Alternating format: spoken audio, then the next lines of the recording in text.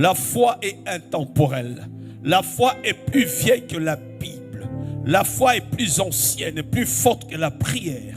Jésus leur disait, si vous aviez la foi, vous n'allez pas prier, vous allez dire. Dieu dit, il y a des choses qui nécessitent qu'on les appelle à l'existence, qu'on ne les implore pas. Je prie que chaque fois que tu es assis, assise, que tu saches que la prière est une sémence. Tu dois avoir des principes, des dogmes qui vont permettre à ce que ta foi soit boostée et restée intacte. La foi n'exclut pas la croix, mais la croix n'exclut pas aussi la gloire. Tout celui qui a la foi est passé par la croix. Mais cette croix était pour démontrer le type d'homme qu'il est. J'ai pris que tu saches, jeune sœur, que certains mois difficiles viendront, où les médecins, où la famille, plusieurs choses diront le contraire. Mais s'il t'a dit allons de l'autre bord, alors vas-y, même s'il y a la tempête. Je suis étonné lorsque je vois cet homme Job, j'aurais souhaité le rencontrer. Comment un homme qui craint Dieu, qui est riche, qui a tout, mais Dieu va laisser permettre à Satan non seulement de le toucher lui dans son corps, mais de toucher à ce qu'il aime le plus. Ses enfants, ses 10 enfants ne sont pas morts chaque année, ils sont morts le même jour, à même instant. Il y avait 10 cercueils ce jour-là. 10 cercueils qu'on a étalés dans la parcelle, n'est-ce pas, de Job. Il y avait les caméramans qui étaient là, les gens de TikTok étaient là, ceux qui aiment la matière, ils étaient là. Job, comment tu peux souffrir comme ça? Et toi qui crains Dieu, dis-nous d'où vient ta richesse. Je peux te dire que le malheur atteint souvent les justes, mais Dieu l'en délivre toujours. Le mot souvent peut être là, mais ajoute aussi le toujours, toujours. Si tu n'as pas ça, c'est grave. Nous avons un avocat auprès du Père, Jésus-Christ le juste. Heureusement, malgré qu'il a placé la prière, il a placé aussi la grâce. Lorsque tu as tellement prié, tu te rends compte que malgré ta prière, les portes ne sont pas ouvertes. Implore la grâce de Dieu. Nous sommes aussi au temps de la grâce. Autant on peut prier, on est aussi au temps de la grâce.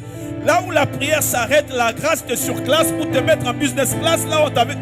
Non mon frère, n'oublie pas la grâce. Chaque fois que tu pries, dis Seigneur, fais-moi grâce, fais-moi grâce. Rends-moi justice. Tu peux prier comme ça, rends-moi justice. Tu es capable de dire ça à Dieu. Fais-moi grâce.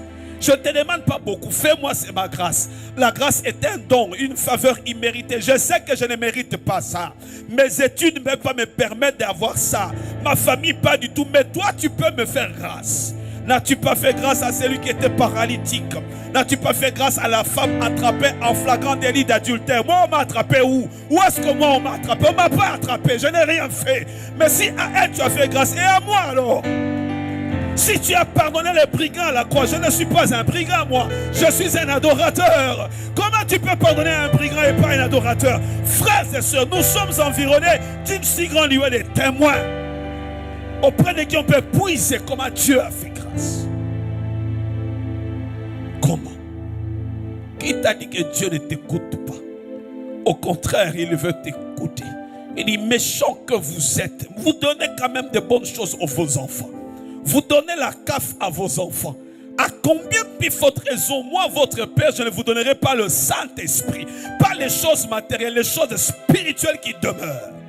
Frères et sœurs, il est important, lorsque tu n'as plus de prière, commence à lire la parole et quelque chose va t'habiter à l'intérieur. Tu vas commencer à déclarer, à proclamer.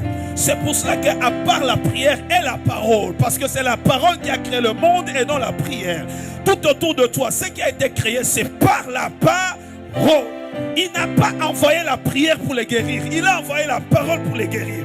Lorsque tu as prié, commence à déclarer. Josué a dit ceci, que cette parole, il n'a pas dit que cette prière, que cette parole ne s'éloigne pas. Matin et soir, médite-la. Le matin tu sors, à midi c'est compliqué. Le soir quand tu rentres, avant de dormir, tu déclares. Frère, faites ça. Quelque chose va se passer. Je continue toujours à espérer que Dieu va m'éclairer sur la relation qu'il y a entre la matière et la parole. Comment il peut parler et puis la maladie disparaît. Nous avons vu la maladie, le paralytique, il est là. Comment ses os se sont remis en place. Les os ont des oreilles pour entendre quoi? Frère, des fois, arrêtez-vous et posez-vous des questions. Dieu n'est pas incapable. Peu importe ce que les hommes ont dit, peu importe ce que les diagnostics ont dit, Dieu n'est pas incapable.